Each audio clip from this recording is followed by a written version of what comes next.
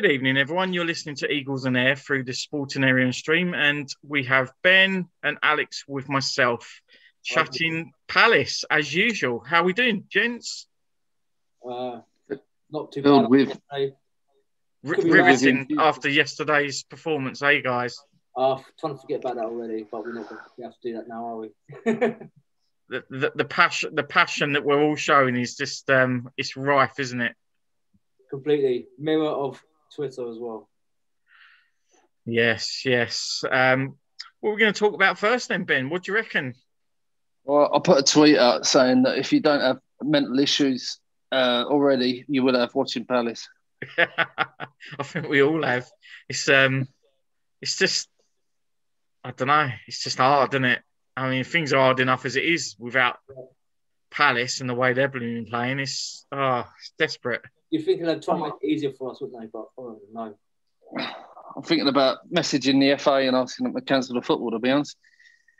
Just a favour, all us Palace fans. Right, let's start with the performance then. Right. Or lack of. What was that then, Ben? I never saw any. Yeah. I feel like we're doing a rewind of the last couple of weeks. No passion, no direction.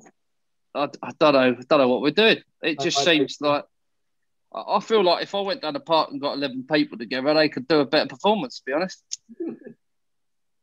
I'm just really finding it hard to say anything that's not negative. But I just felt that when we had that 5-game stretch where we had obviously Newcastle, Leeds, we got Brighton, Burnley and Fulham, I just thought prime opportunity to really, really push on. Prime opportunity to, I mean, I'm not saying that we could have won all 5. Different attitude, different passion, different tempos to those games that we've lost so far to the likes of Leeds and Burnley. We haven't even given ourselves a chance. We've had 180 minutes of football across 2 games where we've conceded 5 goals, and I've not seen one player try. I'm just taken aback by it. I don't get it. I really don't. I think we're waiting to lose, to be honest. When we go out on the field, it's just a matter of time. The mentality's all wrong. I don't think Burnley. What other teams have Burnley beat this season? 3-0. They scored 5 goals away prior to that game. I mean, it just says it all. I mean, and I know we had a chat off air just now, but people like Digachoy and Ambrose and ex-players, Andy Gray and stuff like that, who I get on well with and speak to a fair bit on Twitter. I mean, back in those days, those squads, those teams, you would never ever see, even though we were in a lot of different position and we were fighting for our lives in some cases. Obviously not in Andy Gray's day. We had a brilliant team, but you would never ever see a player or collection of players in the red and blue playing with that lack of drive, that lack of passion, no tempo, no desire. It's incredible. I just personally don't feel that Hodgson can inspire any single one member of that team. And, what is the guy saying at half time? Every game that we're practically, 1-2, 3-0 down sometimes. I don't know what he's saying to get those players to say, hang on a second, this ain't good enough. Although saying that, I did notice, I don't know if any of you guys saw it, someone posted a video of Gyro. He had the ball and he slammed it into the ground at the end or something. Yeah. So you could tell that he was absolutely raging about it, and the passion that he was showing at that point, you could clearly see that he was very disappointed. But why is it one player showing that at the end of the game and not the collection doing it throughout the game? I just can't get my head around it, boys. We obviously can't see behind the scenes, that sort of stuff, but you can see there's a few players out there that actually did give a shit. And yeah, I saw that clip as well, what he was mentioning, Steve. But it just comes down to I don't think we have a captain. A captain to drive players, no. Luca mentioning, obviously. If we had a captain like we did back in the day when, 14, 15 season with Delaney, he was backing players. It was hyping fellow teammates. You don't get that from Luca, do you? Well, I don't know. I don't know if you boys ever look at games when something happens or Delaney as well, some contentious sort of foul or like someone gets taken out or you don't get to see. I distinctly remember players like Delaney, players like Yedinak and those people that were captains. They were in the ref's ear. Yeah. They were like straight at them. They were like immediately trying to push for some kind of not element of favoritism, but some kind of element of reaction, an aspect going towards Palace. And we used to get a lot of decisions go our way because of it. Yeah, I don't see Luca ever do it. I mean, the guy doesn't talk, he doesn't shout, he's not passionate, he's got no drive, he's not in the ref's face. The only time he sort of does anything is when he picks up a bloody yellow card every game practically. And the only solace that we've got as fans is where he's so poor, he gets those 5 yellows, he gets a ban. But I mean, I don't want to do him an injustice. In the first season he came, it looked like he could be a really good player. And I remember at the end of the season, AC Milan was sniffing around him. But since then, it's just nosedived in ability, desire.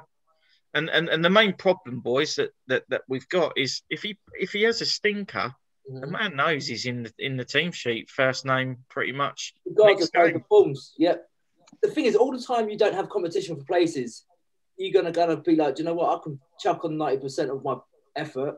I'm still gonna be in the first 11 every single time. All the time you don't have competition, that's what always going to happen. But as soon as you've got someone that's sniffing around your position, like Mitchell with PVA, then all of a sudden there's talk of Mitchell getting in. PVA, you see him have 1 out of every 15 games. He does amazing. Well, I mean, the squad depth down to it as well. You missed this. You missed this aspect last week, Ben, when we were talking with Chris from Leeds, and we were talking about what we thought the lineup would be, and both me and Al said, "I bet you PVA is on left wing." Yeah. And take away the defensive aspect from PVA and the mistakes he makes, and he does try, he does engage with the fans a lot. Yes, he makes mistakes, but he's a different player on the wing. Him going forward is a danger, and we should be utilising him more and putting Wilf on the right, perhaps, because right now, I don't know if you've noticed it, there's no real trust in Townsend. He's only getting bit part appearances now at the moment. He's hardly starting. Well, I tweeted PVA and I said, I don't know why you got subbed because I thought you had a good game when he played on the wing. And Townsend came on. I think one of his first passes, he pretty much played someone in and they should have scored. That was one of our best attacks of the whole game. And it's like, right, you're off. You're not going backwards. You're not going sideways. You can get off. Well, I've always said this. PVA on the wing, when he goes forward, when he's driving with the ball, half the time he's pretty much unplayable. And he gets in good positions. He's got a great left foot. He can whip it in. And, you know, more than often, he causes problems. Obviously, tracking back and trying to recover the situation seems to be a bit of a different element, sadly. But, that ability's kind of gone back a bit. When he played on that wing, though, I thought he covered better and he was more on the left side than he ever was when he was left back. When he was called to come back again, I thought he did pretty well in the it must have been a Leeds game before he got taken off. I thought his covering was pretty good. I still couldn't really get my head around why he got taken off. Yeah, I mean, it's a strange one. I mean, we've seen it so often this season.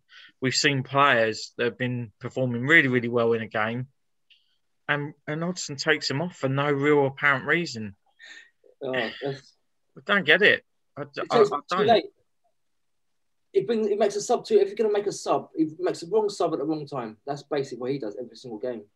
Like we went 3-0 down, 47th minute. We wait until the 67th minute to bring on our first sub. Come on. Yeah, I mean, Well, the thing is, the hard part with that, Al, and you've nailed it there, is if after 47 minutes, immediately after half time, you concede, I mean, let's Yeah. not take anything away from Burnley. That was a fabulous goal, that third one.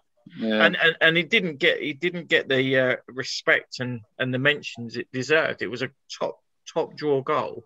But forget that for a second. At 47 minutes, we're 3-0 down, we're at home. We haven't registered a shot on target. We've registered a couple of shots, but nothing on target at that point. Mm-hmm. You've got to stand there as a manager and say, hang on, I'm in the wrong here. Yeah. These tactics are wrong. It's not worked today. We're 3-0 down against a team that should be effectively one that we should be aiming for 3 points. And that's no disrespect meant to Burnley. They played us off the park. But it should be us trying to do that to them, not the other way round. We got done by a proper job that we would do to other teams, like you mentioned. But it just shows that, I don't know if you see that clip of Hodgson on the touchline yesterday, turning around to Dean Kelty, looking at saw that. And he's like, mate, that's body language 101. It looks like he doesn't have the backing of his players. It almost his side sort of assistants and stuff like that probably have no confidence in him and just riding out until the rest of the season. Well, I don't know about you guys. I'm sick and tired of hearing we're not playing the best of our ability and, we played better in the second half. We played better because we're getting whooped and they don't need to do anything. They can sit back. If that was 0-0 that game, them last 10 minutes wouldn't have been us putting pressure on. No. We wouldn't have done anything. Yeah. Well, that's the thing, Ben. So advantages, and they just sit back and think, you know what are you going to do, Palace? We're 3-0 up. Come on, have a go. If you're a manager of a Premier League football team and you're looking at your squad, it's aging, you don't feel you've got any choices, you don't feel you've got any options on the bench, what you should be doing is you should be saying, hang on a second. Under 23s. This squad isn't looking right for me. This squad isn't channeling what I'm trying to get them to do. Yeah. And this squad isn't performing. So let's just show a few of these personalities that you're not in the team. You're going to have to earn your place back. And like you said just there, Al, the under 23s, you pull in 3 or 4 of them. Yeah. Because I'll tell you now, regardless of what the apparent ability of these players is, and yes, they've gone out on loan to League One and League Two clubs and they've not performed like we thought they would. Well, Mitchell went out on loan. Wan-Bissaka, we pulled him in. But apparently, because they're under 23 players, they haven't got the ability. But look at what they've both done. So these guys would come in and they would show passion, desire. They would want to prove a point effectively. There wouldn't be no disadvantage in doing that. That's going to boost the regarding 11 that gets in 11 every single time. They're going to think, fuck, we got to step our game up. We got someone that's in under 23s looking to step on our toes. We got to sort it out. And anyone that plays the under 23s that doesn't normally get a sniff in, seeing 2 fellow teammates getting pushed through to the first team, that's going to hype them up. It's going to be nothing but great things if you just look at the under 23s. But he should, rather than have his sort of, I don't know, his hand forced for him, have that incline and have that inspiration. Think, do you know what? Let's just chuck on Mitchell, chuck in, who else we got in there? Pierrick. What happened to him? If it is his last season, why is he? Oh, sorry, go on, Ben. No, I'm just saying, if it's his last season of managing football, then what's going on? Why is to be fair to him, I do feel like he's trying to roll the dice, but he just doesn't know how to. If it's outside of a 4-4-2, he ain't got a clue. But the thing is, with that, you got the 4 at the back. Mitchell all day long should be starting. Oh, yeah. He looks quality, and not being funny, Arsenal have had an indifferent season, but the likes of Arsenal wouldn't be sniffing around Mitchell if he wasn't any good. Clearly he is, and his stats prove that. But then equally, what I get really annoyed with Hodgson, not so much the fact to me he's got no abilities, he keeps lauding up these players in the under 23s. So Dreyer, he's often mentioned how good he is. He's mentioned how good Banks is. the kid that we got from Dundee United. He's mentioned several other players, but what's the point in mentioning them? If you regard them that highly, then surely it warrants just giving them a go. Yeah. And if the people like Dan and Sacco, who's just a waste of space because he's always injured, and people like Cahill have kind of dropped again another level, which is sad for him, but age is clearly caught up. Just put the kid in. It's the perfect opportunity for him to cement a place and show that he's worthy of it. He's going to be buzzing to be getting in there, and he's only going to do great things. Yeah, but it doesn't help that we keep mixing our the centre backs up like every week. How are they supposed to build some sort of partnership? All right, you can argue with injuries, but you take Coyote, you put him back in again. You take Cahill, you pull him out, you put him in. It's like they're doing the okie dokie. Like, what is our best back four? I mean, for me, Tompkins is the best defender we got, given the fact that he's the youngest one as well, and even he's like 29 or 30. Dan is finished. Yeah, and he's given us a great service. I don't want to badmouth the guy. He's been quality last season. You know, he was specifically good for us, but it's that John Terry effect. John Terry was up there, and then all of a sudden he was down there, and no one noticed. Yeah, until it's too late. Until it was too late, and we've got Gary Cahill, who came to us and was still there. Yeah, but now he's there, and he ain't good enough anymore. Yeah. And Scott Dan has just completely lost any pace he had. I mean, he didn't have a large amount of pace. I think if you have Klein in there with Cahill, you got two very experienced winners. Just think they need someone else with them that's got some stability. I just don't think there's any trust in that back four. Well, you look at Burnley's first goal, you can tell there's no trust. You got two clowns running for the same ball, nearly knocking each other over. Well, there's no communication, is there? And I mean, if you look at it, when we had Damo as captain, you know, that worked perfectly for us at the back. There was that constant voice. And prior to that, Jedinak. But, you know, you've got no one giving any kind of direction or any commands to the guys, and they're aimlessly playing all over the shop. They haven't got a clue. But a lot of that has to go down to Hodgson, and the blame has to lie with him, because it don't matter what the situation is behind the scenes, the lack of funds, the lack of transfers, all of that stuff. That's just a fact that we can't get round. What goes on that pitch is down to Hodgson. He is responsible for what happens on that pitch and what tactics, formation, and players that he chooses. Yeah. What about Martin Kelly? What's Martin Kelly got to do getting this team? Hell knows, mate. I think he's Mr. Reliable. He's always reliable. Yeah, he's never let us down. We're playing rubbish at the minute. What have we got to lose? Yeah. Kelly with Tompkins when he's able to. Something needs to change, and it needs to change drastically. Either he's got to swallow his pride and start playing players in the proper positions, because everyone got excited about Benteke and Batshuayi up front, and it's not happening. It's not working. Yeah, but the thing with that is, and we've had this conversation on several of our shows so far, I still maintain, even after 4 seasons, I still maintain that Hodgson does not understand his players. Allardyce understood the strengths and weaknesses of each one of our players. And he understood that Benteke wasn't the type of player to drop and run around and chase and stuff. What he understood was stay on the last man.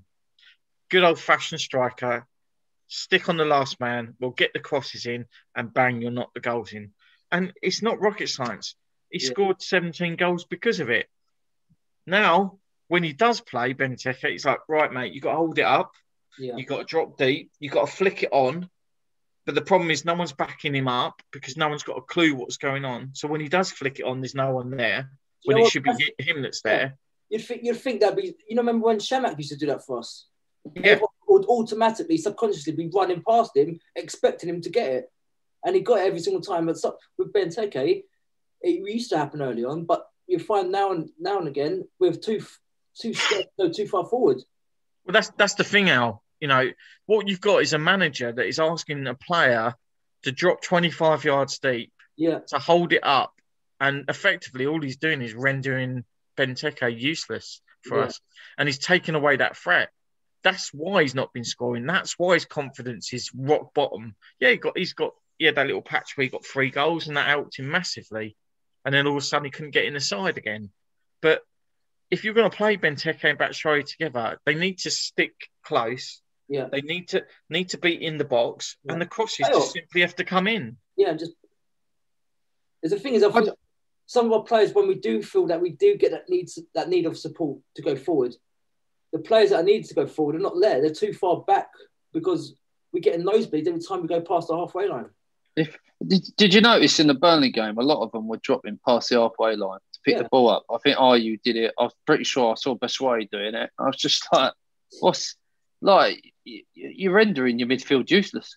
Well, that's the thing, and Hodgson wants that defensive mentality to track back, which is fine. I respect that if that's what he wants people to do, but it shouldn't be the default disposition of each player to have to get back when, if you're taking the top 4 to come back, that top 4 is nowhere near where they should be to cause any problems to opposing teams, and that's why we've been railroaded 3-0 by Burnley, and the scoreline should have been significantly more against Leeds. And it's games like that you've got to be winning or looking to win. I'm not saying it's guaranteed, but we're an established Premier League team, and we're playing like we're bottom 3.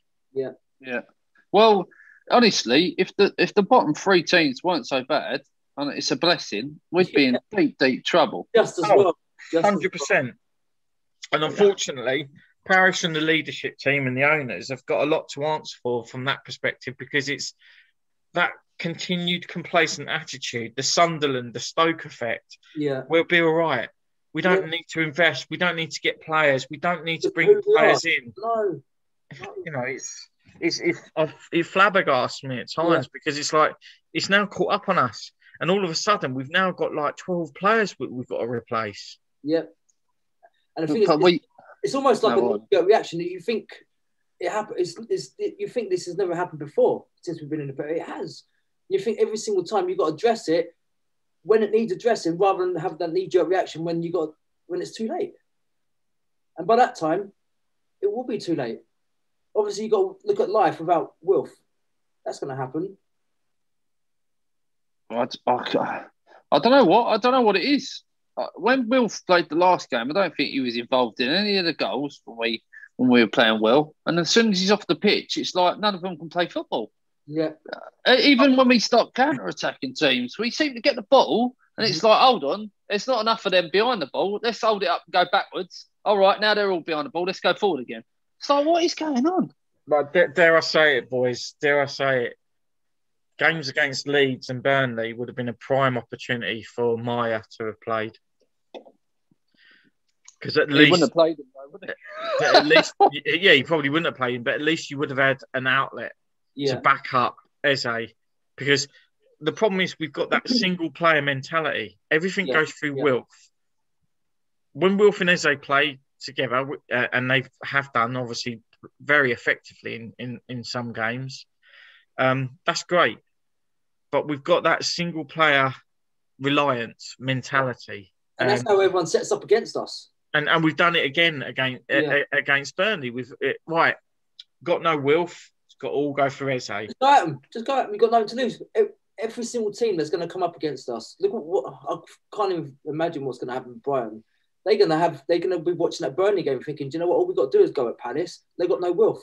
But the thing is, Brighton's football, the way that Brighton plays, fantastic to watch. They just don't have someone to finish it at the end. If they had someone to finish it in, they'll probably be a lot higher up the table and above us. Right. And I think this season, they will finish above us for the first time.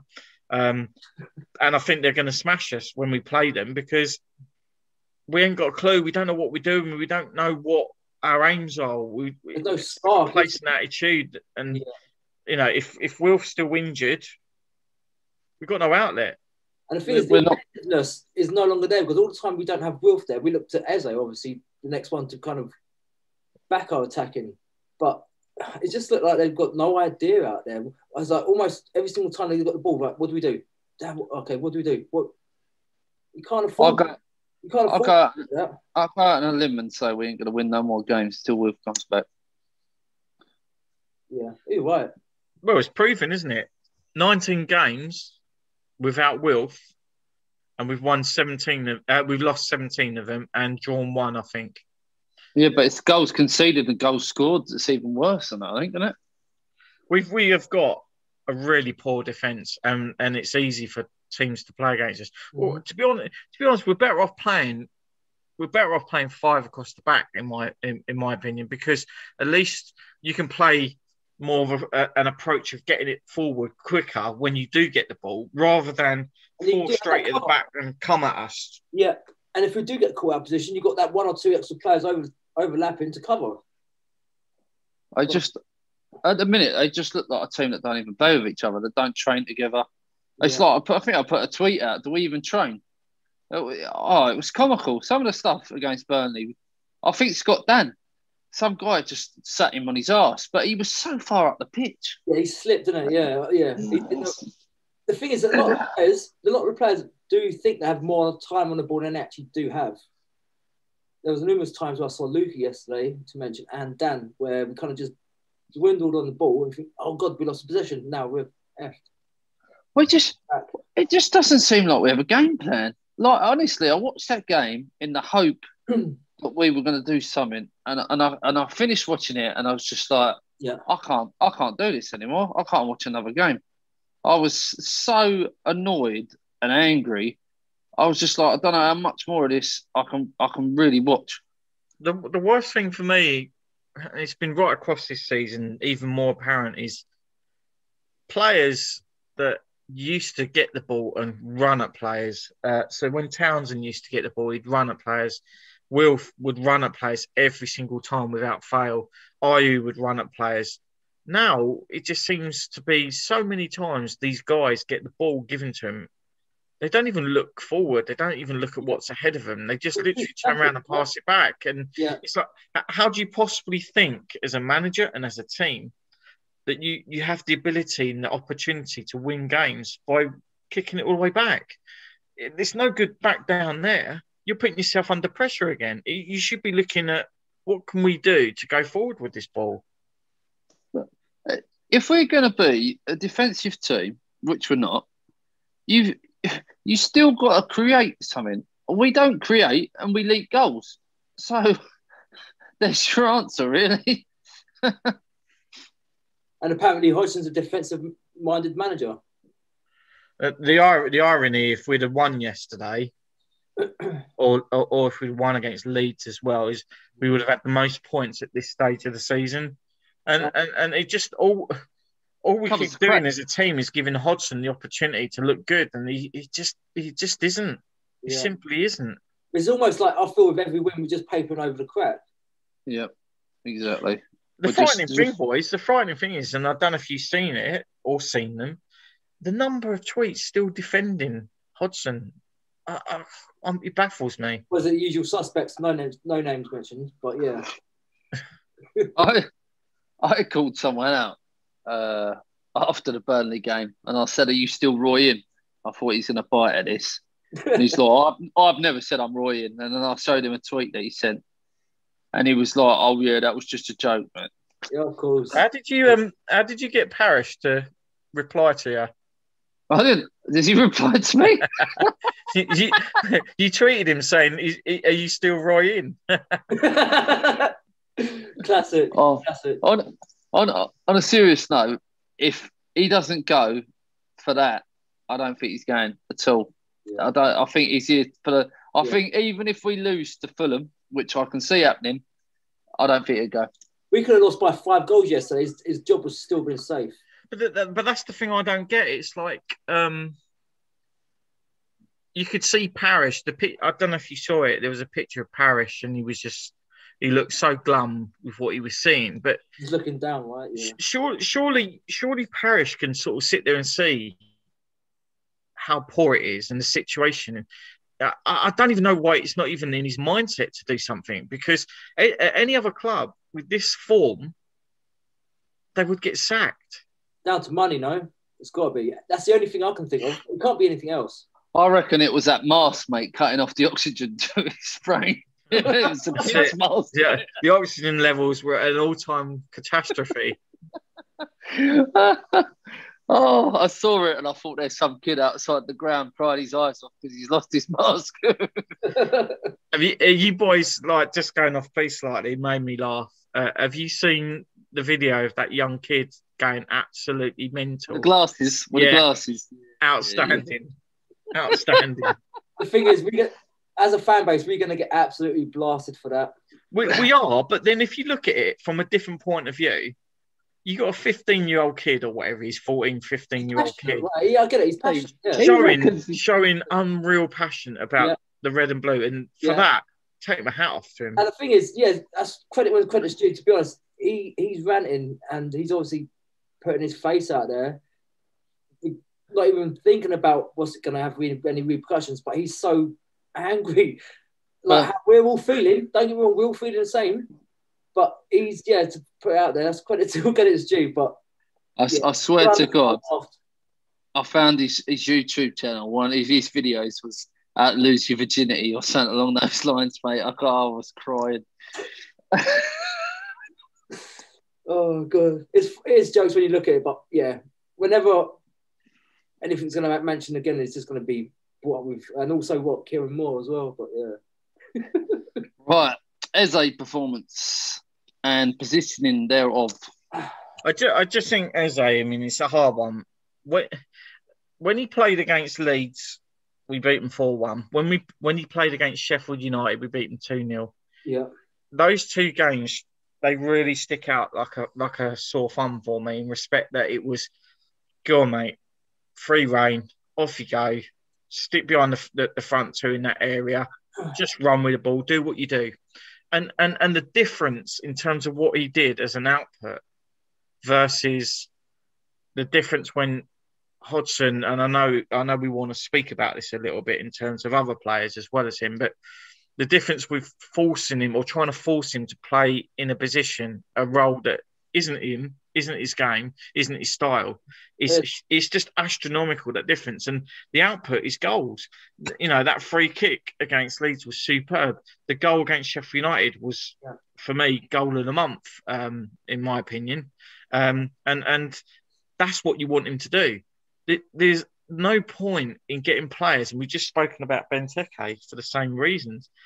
There's no point getting players to do something that's out of their comfort zone, doesn't suit their play, and just takes them out of the game. Because they are, you know, they are and need to be one of the key threats. And what you're doing is you're not making them a threat at all. And unfortunately, against Burnley and against Leeds, I didn't think he was playing. Done exactly what he shouldn't be doing. Yeah. What was it? I saw a video. Who was doing the commentating? Redknapp. And he's like, "Oh, Batshuayi is going off," and he's like, I didn't even realise he was playing." Oh, yeah. It better warm up. You're coming off. Yeah, but again, with Batshuayi, if you look at that, what does Batshuayi do? He scores goals, not for us, because we are trying so hard to push him down paths that he shouldn't be going down. When he plays for Belgium, he does it. What's his name? What's the manager of Belgium? Robert. Lewandowski manager.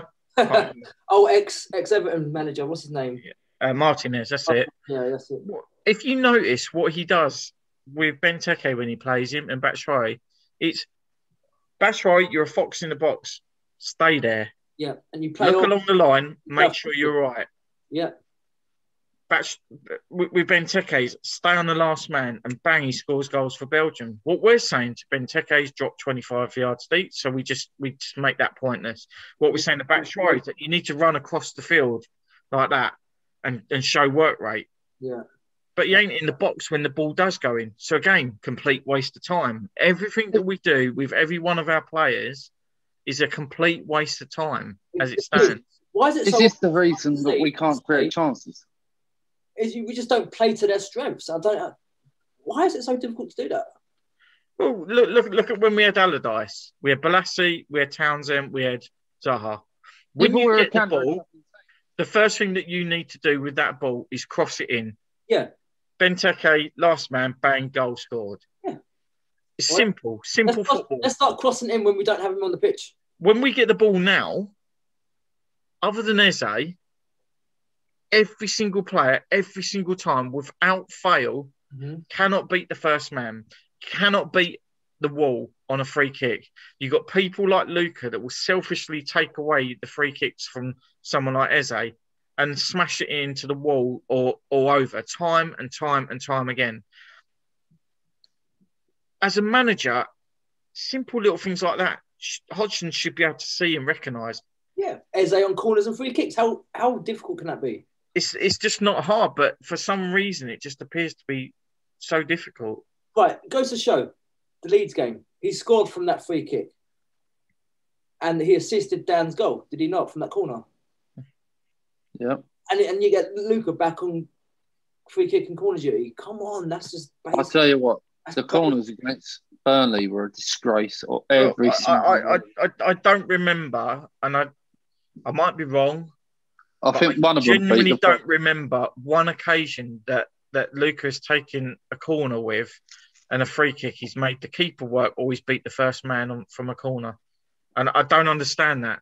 A professional player should easily be able to do that. I'm not trying to correct you, Steve, but the last time he actually done anything with a free kick in a corner was just after during lockdown when he came back at the Bournemouth game. That was last season, wasn't it? So yeah, the first lockdown, wasn't it? That's ridiculous. So what I'm saying, this season, I can't remember. That's what I'm trying to say. Beating the first man on a corner or causing a problem or making a keeper save from a free kick. Yeah, I only added that to beat his old boy. I only added that to back your argument, Steve. So yeah, that's ridiculous. So that amount of time, Bournemouth. Wow.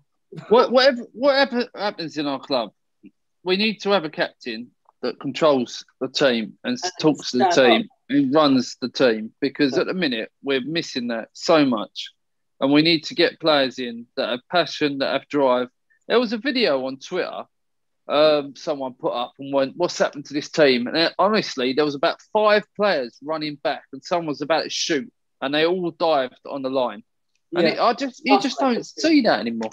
Yeah, putting a life body on the line, and I can't remember what game that was, but it was just 3 players running straight across to block it out. And it's just like, where's this passion gone? Is it?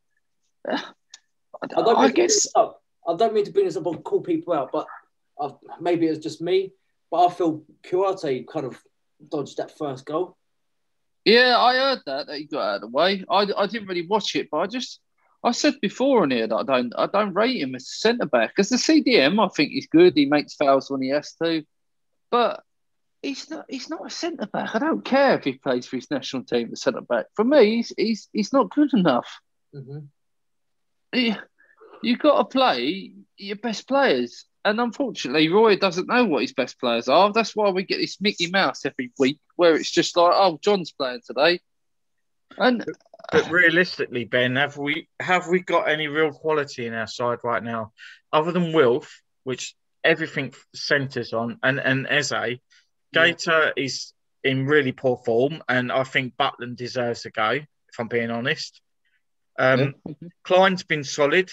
Yeah. Mitchell's been solid, but other than that, MacArthur, he's been Gyro. Good. Obviously been injured, Gyro, but aside of that, you're talking 5 or 6 players that have been up and down with their form, but solid and decent overall.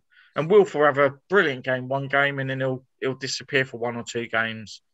But as a collective, the team has been dreadful. I mean, one player that we can all focus on, where it's worlds apart, especially, is Ayew. Last season to this season, wow, what a difference! Different player. If I was to put the Burnley team sheet down and put the Palace team sheet down and go, which team do you want? What would you pick? Well, down on paper, you know what that would be. But we're not fulfilling our abilities. We're not actually fulfilling our potential. I don't think we're filling... It's down to confidence. It's got to be. You can't feel anything else. We're not filling half of it because we're not doing anything. Yeah. I really don't understand it. It's a bit like, if you don't want to play, then don't play. Don't put me through that misery. Just get off the pitch. Sometimes I wish someone get the ump and walk off the pitch and just be like, do you know what, you lot, I can't be bothered with this. Because at least it'll show a bit of pride and passion. I think they do that while still standing on the pitch. But players are just like watching, though. Yeah. That third goal was fabulous for Burnley. Yeah. And, you know, I've got a lot of respect for that as a goal. However, look at who scored it, Loughton.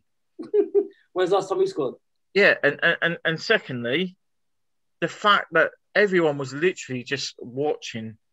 No one moved, no one did anything, no one reacted. They just like, oh, that's good, and bang, it was in the net. Yeah, too late.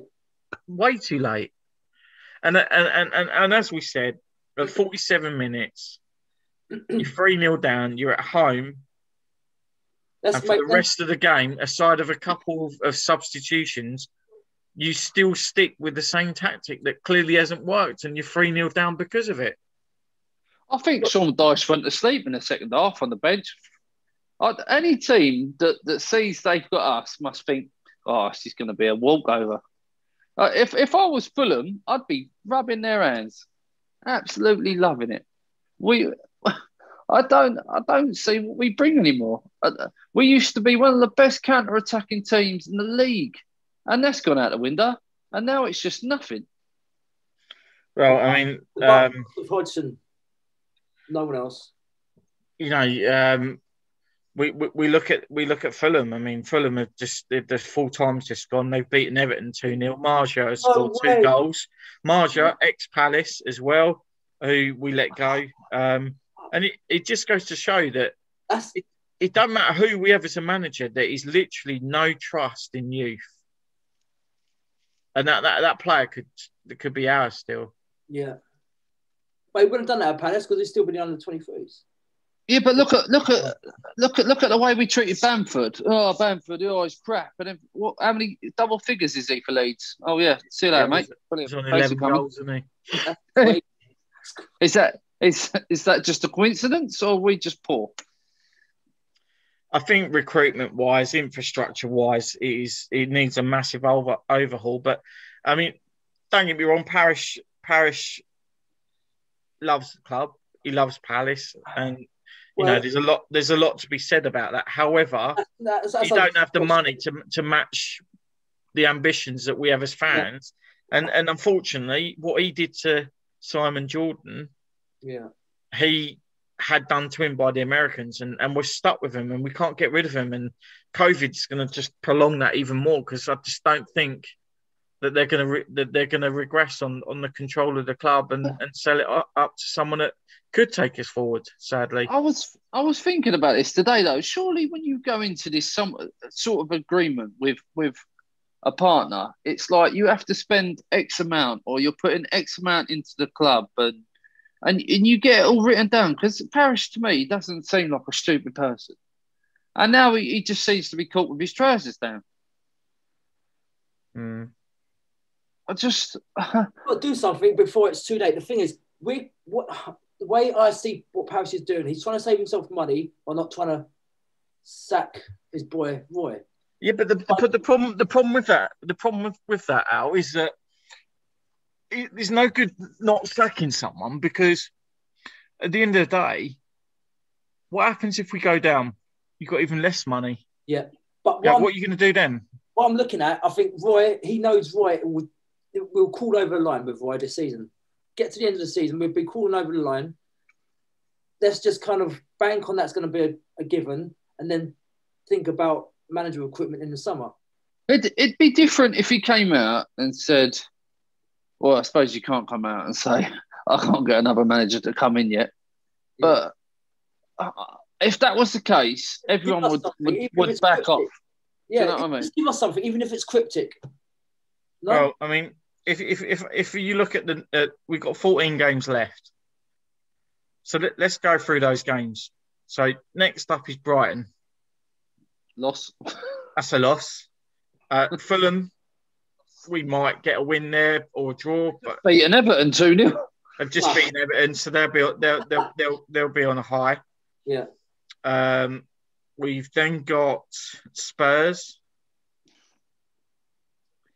Yep, keep going.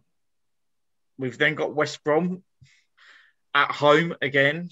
Probably a Just got a draw, didn't they, with Man United? Yep. Oh, that's We've how many hours is that? 4 in a row? We've then got Everton. Oh, God. Yeah. Does it get better? Yes. We've then got Chelsea. Should have said anything. Southampton. And then we've got Leicester and then Man City. There's no way we're getting anything out of them. I can't see us getting any points for the next 10 games after that. Sheffield United and then Villa. And then our final 2 games are Arsenal and Liverpool. Wow. We're going to be crawling across that line if we do get anything. I reckon I'll still say it 34, 35, but we're still... Oh, I can't. Until Wilk's back, we are playing so poor. But even when we have got Wilf, that's the thing. Even when we are playing with Wilf, the problem that we've got is that we're either great or we're horrific because too much focus is through him. So if he's not on the boil, we don't really get a lot of output. That's your problem. But I feel like sometimes he's like the manager. When he plays, everyone's like, oh, well, yeah, we're up for this. As soon as he don't play, it's like your boss isn't there. When your boss is not at work, everyone's like, no, we'll do what we want. Boss ain't there. Do you know what I mean? Pretty much. That's a good anecdote, yeah. I don't know. I feel sorry for Roy in a way. I know a lot of responsibility lands at his doorstep, but them players are bloody hell. They're picking him up and they are throwing him over that bus and driving it over because they just don't look like they want to be there. The thing is, I think he's lost that dressing room, regardless of what anyone else says. Honestly, I think I said it about 3 months ago. So someone put a tweet out and said, this is almost as bad as the Swansea game under Pardew. So I tweeted back and put, under Pardew, we scored goals. Yeah, we score 4 in that game. I mean, I know Pardew kind of faded away towards the end, and that's what resulted in him. But at least he went for games. At least he had us going for it. Yeah. Well, it's not like we come out of a game and go, cool, we're unlucky there. We come out of a game and go, cool, we're unlucky. The scoreline was a lot worse than that. Yeah. Cricket score almost. We're expecting cricket score. Imagine when we do play the likes of Chelsea again, Arsenal, Liverpool. Even against, you look at the Burnley, Leeds and West Ham game, all those score lines flatter us. Oh, yeah, massively. West Ham absolutely overrun us. And, you know, I know the West Ham fans are sort of begrudge the ownership and whatnot. And, you know, that aside, their recruitment's been fantastic. Aston Villa's recruitment has been fantastic. You've seen them rise up. You know, Everton under Ancelotti's been brilliant. Yeah, they've had a few blips. Again, another one today. So their fan base won't be happy. But everyone else seems to be progressing other than us. It's just we have this kind of thing where it's like we will survive. It's implanted into our heads as a club, and the ownership of that club sit there and think, well, it's a given, and nothing is a given. Come on, and we act like it is. I can't believe we're all saying this, but come on, we're going into our 9th consecutive season in the Premier League, and we're still having that mindset of thinking, oh, let's try not be dragged in relegation battle. Come on, wow, are we actually still thinking that is what we've got? We're not pushing. We're not pushing. Do you know what? I'd love to get. I've said this all along as well. I've said this all along. So when we start the season, what's your philosophy? It shouldn't be, right, guys, what we need to do is we need to aim for survival. Yeah, because aim for higher than 15th. when you push that upon on the team and you're trying to impress the team with that mindset, all they're thinking is, we need to survive. What you should be saying is, you know, it's like in sales when you're trying to sell something and you've got your KPIs and stuff. If you're told that you need 10 in a month, as a manager, as a leader, you've got to flex in terms of that approach. Say, right, guys, we're looking for 20 this month. Yeah. Because what it does is it gets those little inches out of people. It sets you up for non-failure. exactly. And at the end of the day, if you don't get to that, fair Yeah. enough, you don't get to that. But ultimately, if you're getting people to push above themselves and beyond themselves, the differences can be massive. Not, oh, guys, we just need to survive, because all you're doing is playing with that mentality. And unfortunately, it's like, well, we just need to get enough points to survive, and then we're okay. And that's not good enough. It's like saying if you're at the gym and you want to do a rep of 10, don't try and say 8, aim for 12. And if you do it 10, it's a given. It's a bonus. And that's the thing, like, after one season or two seasons in the league, fair enough, perhaps you might have that you might be thinking, it's going to be tough. I mean, look at Sheffield United struggling with their second season syndrome. But, we're talking about a club that is now 8 seasons into the Premier League, and there's been literally no progression whatsoever. Mm-hmm. And I don't get it. I genuinely don't get it. Imagine if we didn't know what. Imagine. I'd love to know what Simon Jordan would say. I'd love to know his thoughts. Did you hear that guy on TalkSport talking about Palace? He was talking about reality TV. He sit down with his missus. He puts on reality TV and he sits there and he watches it and he goes, "What the hell am I watching this for? This is rubbish." And then his next comment is, "I wonder if that's how Palace fans feel at the minute."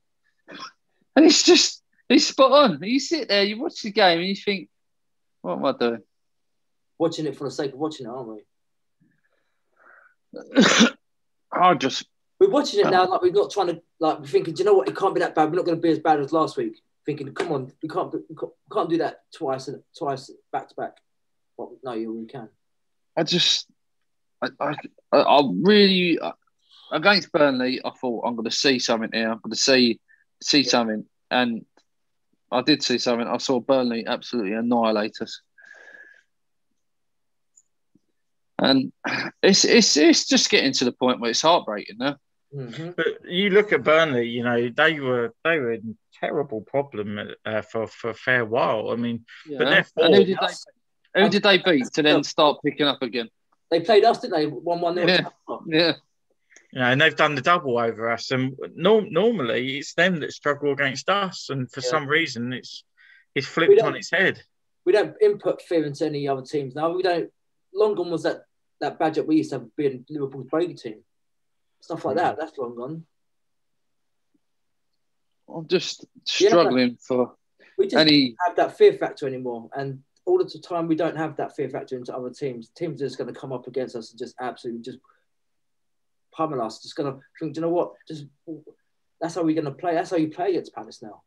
But also the other weird thing that I'm finding, hard boys, I don't know about you, but I think I've seen a lot of people say it, but when you lose 7-0 to Liverpool and you lose 3-0 to Burnley and you get smashed 4-0 by Man City and you lose 2-0 and the scoreline should have been a lot more against Leeds, and you lose against West Ham and they could have had a hell of a lot more.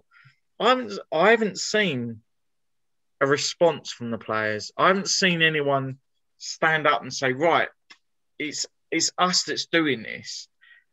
There's no kind of collective sort of approach from the team and the players to say, right, we need to prove that we can do this. We need to prove that we can be different. It's just the same stuff every game at the moment. And it's just like, you can't win. You can't even win games if the approach is that you just accept the inevitable. And I'm also sick and tired of seeing. Sorry, Ben. I'm sorry to cut you in. I'm also sick and tired of seeing these tweets from players go through the Palace channel saying, "No, we got to look at ourselves. We got to sort out for next." That's every game. We might just copy and paste that tweet every single game. Well, it's like the videos now when they come out and go, "Oh, we know that wasn't our standard. We know it's not good enough." Yeah, but you say that every week, mate. You can't work an employer and be really bad at your job. You'll get the sack. And then halfway through the week, they post pictures and clips of training. Why? It's like, well, we scored a goal at training. It's a shame that don't count. Goals are 4. Yeah, it's like that Mateta when he joined. He was bagging goals, and some of them looked pretty decent. Yeah. And then they put him on. It's like the Sorloth thing again, to be honest.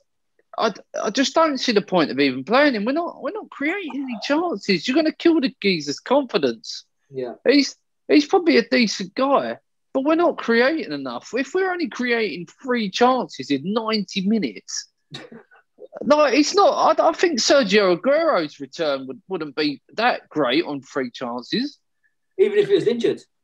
Problem you've got, right, is that guy's come from Mainz, right? He scored 10 goals in 17 games. His confidence is at an all-time high.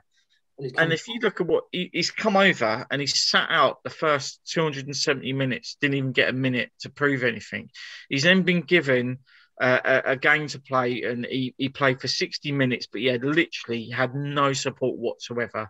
And he was told to do exactly the same as Batshuayi, just drift across like that.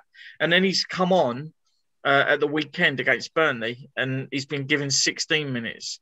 And he must be sitting there looking, well, I've got 14 games to prove myself. I need to score some goals. I'm not getting any service. What possible chance have I got of a next move? So, not even Messi can score for Palace at the moment. But what is it? What is stopping us creating any creativity?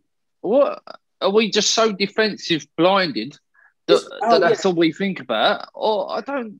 How do we change it? How do we? It's exactly how Roy sets up for every game. Defensively, aiming not to lose by 2 goals. I mean, for us, I reckon we should be averaging 6 shots on goal. Is that unfair to say? We're not doing half of that in a game. We're lucky to even get 1 shot on target sometimes. So something's drastically not right. If you're before we were averaging, all right, the last 2 games it was 3. Before that it was 2. So a shot a half. It's like, come on, boys, what's going on? Has he lost the dressing room and the players don't want to play? Well, I mean, we're just about to come up to the most important game in the season for us. I mean, obviously, when we play Brighton, it is an important game and it means a lot to the fans. I'm not sure how we're going to line up. I'm not sure who's going to be available even. Steve might as well line up on the goal line for 90 minutes. Yeah, might as well. I mean, I think we do need to, we just need to play the counter and consistently all game and put the problem back into their court rather than just sitting back and allow them, because they will run us ragged. Because I know a lot of Brighton fans have sort of bemoaned Potter and his style and no output, but that they can't help the fact that type of football gets and creates the chances, but no one can finish them. They play better football than us. Well, look at what they've beaten Liverpool, they've beaten Spurs, they've beaten Leeds. You know, they're I think they're 3rd or 4th in the form table at the moment. Jesus Christ! I reckon they'll do us 2-0. Yeah, I was going to say that. I think 2-2. I can't believe we're saying this. We actually are saying this at the end of this podcast. Thinking we're setting up for a 2-0 loss against Brighton. It's like Paris is trying to flog a dead horse at the minute. A dead horse that's gone long-term comatose. Paris does need to take a step up a bit and really guys. He needs to say to the team, he needs to come down and say, guys, you're gonna have to step this up. I want to see more passion. I want to see more effort. Because if Hodgson hasn't got the ability to do that, then why did he come take down the ball by its horns. Guys, have a fucking go. Sorry. He did do that though, didn't he? He did that one season. He went down and he had a go at the players. I'm sure he did. We should do it every game. I'm sure Parish, one of the seasons, it might have even kind of been last season. Might have been the season before. He came down and he talked to all the players. I just think that needs to happen again. Something he's there sat with. How was Bright not looking at him going, "Come on, mate. What's this? What are we watching here?" Yeah. When you're gonna? This ain't like this is anything but Crystal Palace's team. And the thing is, I'm not trying to dig him out. I'm not questioning his how much of a fan he is of this club, like he says he is. But if he was a fan, do something about it. We're all sitting here saying the same thing, arguing about the same points. But if he was such a fan as he makes out he is, do what all the fans are saying and fucking quite bad bollocks. Guy. Well, if you're a fan of the club and you own the club, surely you've got to be horrified by what you're seeing on the pitch. Exactly. But I was thinking earlier, if we were sat in a championship, I don't even think we'd be mid-table. It's a difference between looking at a team on a piece of paper to how we're performing. You can't tell if we can't such contrast. We can't create a decent chance against Burnley. Yeah, it's just. What I find weird. I mean, obviously, there's a lot of disgruntled fans. There's a lot of people sort of got a lot of enthusiasm and passion about how poorly we are at the moment. But if you look at a club like Peterborough and their man and their owner, I can't remember his name, Darren something, I think it is. He engages with the fans. He speaks to the fans, whether it's good or whether it's bad. He at least will come out with communications to them. I bet he doesn't tweet, but just when we win, does he? Well, I mean, the weird thing is that's all we see from Pash. There's no engagement. There's no sort of, like, you know, guys, we're hurting really bad. You know, it's not what we want to see. We're going to do our best. We're going to do this. You see nothing from him. There's nothing at all that comes back from the guy. I'd just like to see a message saying, look, we all need to stick together here. I know we're going for a... Just unite the whole fan base, because the whole fan base is absolutely bickering with each other. And we all know that Parish only tweets when we win. Just go against the grain. And because even if it's a little sentence, come on, guys, we know that something needs addressing, or just say something, even if it's one word, up the palace, or just something. We're not getting anything. He needs to do something. Normally, the transfer window is his saving grace. We're doing terrible. Transfer window comes along. He gets a couple of whoppers in. We all get excited again. And for me, the excitement is completely dead at the minute. And I can't see it. I just feel like the wheels have come off. Well, when you consider the fact that you can't even get a player like Damari Gray signing for you, and he was never going to sign, to be fair, because when you've got a team like Leverkusen, they're a Champions League, and they're going to give him a massive bonus because obviously he was going to be signing for pittance, effectively. Yeah. You know, it's understandable why he went there, but you got to be frightened about the fact that a London club, 8 seasons in the Premier League, got players like Wilf, got players like, you know, those that sort of calibre, Eze, that you can't attract a player like Damari Gray's. He hasn't played hardly anything for Leicester. That's even more. That's a real concerning thing. That says everything about our recruitment, though, doesn't it? Yeah, but take the decision away from Leverkusen. If they've offered 2 million, offer 5. Go to Leverkusen, and Leverkusen like, right, we've got 5 million.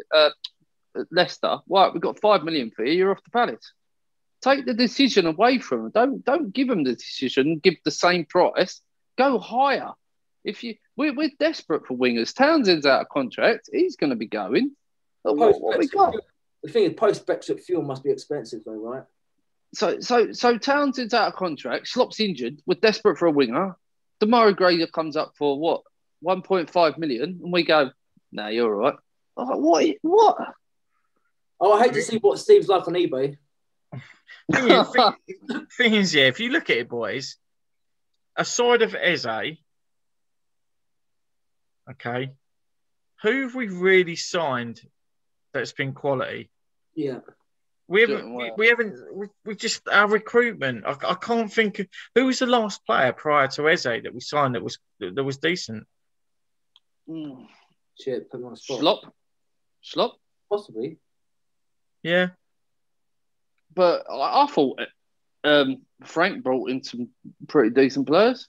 But the fact that he got such limited time, you talk about, you can't come out and say you want to change your style and you want to play the youngsters and you get a manager in that wants to do that. All right, it didn't work. It wasn't working. But you can't let him go and then let Hodgson have the run that he's had and then not get rid of him. It doesn't make any sense. Yeah, he tries out with players at every single end of the season. He's almost like he has that little post-match where he says, go on, Steve, in no certain terms, that he wants more money, more funds, more players. If you watch the Hodgson interviews, I'll tell you, he's getting more and more wound up every time he gets asked questions. It's subtle. He does it subtle in a subtle way. I get it. He's getting very, very angry. But I think he's lost the dressing room, like Mourinho. When Mourinho loses a team, I just feel like we're there at the minute. It's just like no one's got the. I think Wilf in the changing room is a big voice to people. He's one of the guys that would dig people out and go, "Come on, what?" And I just don't feel like we have that when he's not in the team. And we sort of come out for the second half and plod along. But isn't that the role of the captain? Yeah. But Gyro did say when he played with Luca that Luca's always talking to him. So what do you believe? It doesn't do it. No, you need to do it. You need to do it where it's shown. Yeah. I think we said before that between the pair of them, one of them's got to go forward and one of them's got to stay back. And that's just really not happening. Like you see Luca drop into the back four to pick the ball up. It's like people are desperate to get on the ball, but they seem to get the ball and you see them, they get the ball, they look up and then they just wave their arms in the air to say, well, where's my pass then, boys? Where's your movement? But to be honest, I look at it this way. On and off the ball, we're very static. Very static. We're too static. When it's easy to defend against, all you can do is be in your face at a static player.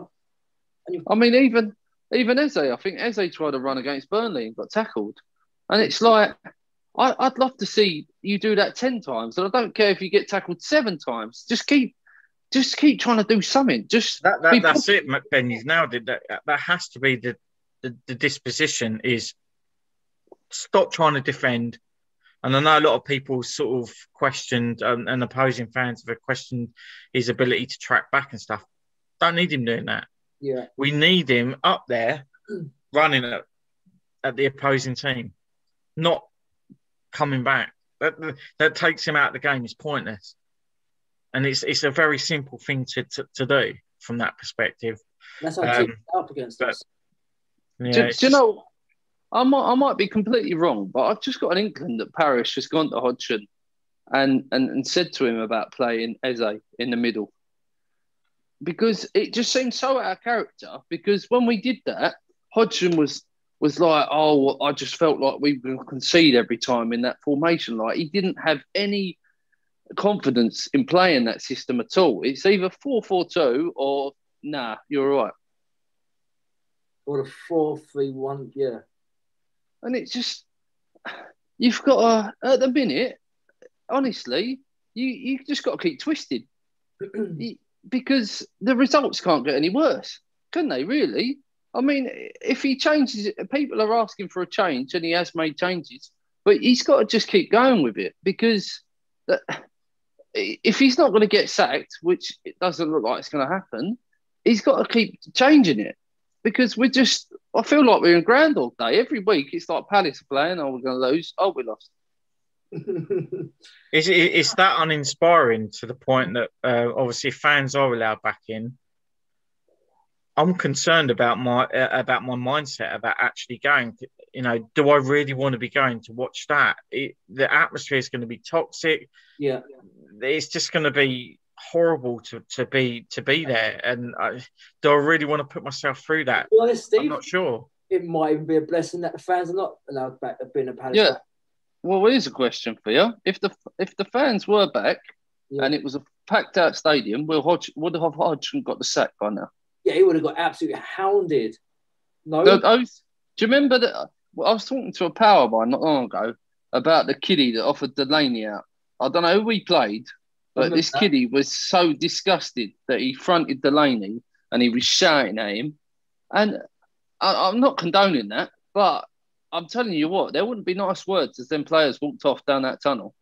Yeah. They would have got booed. They would have definitely got booed. Yeah, it's hard, but I'm going to end the show, because we're coming towards the end of the time. What do we think the results scoreline is going to be against Brighton, boys? Alex? 2-0 loss. Ben? 2-0. Yeah, I think it's a mass agreement on the same scoreline. I think we're going to get done 2-0, sadly. But, we can hope and we can pray that that's the opposite and we get to rejoice and rinse the Brighton fans on Twitter. And that would be brilliant if we can. But, boys, I'm going to end the show now. So, thanks for your time tonight. You've been listening to Eagles on Air through the Sportanarium stream. Feel free to tune in next time, guys. Thank you. Take care, boys. Take care.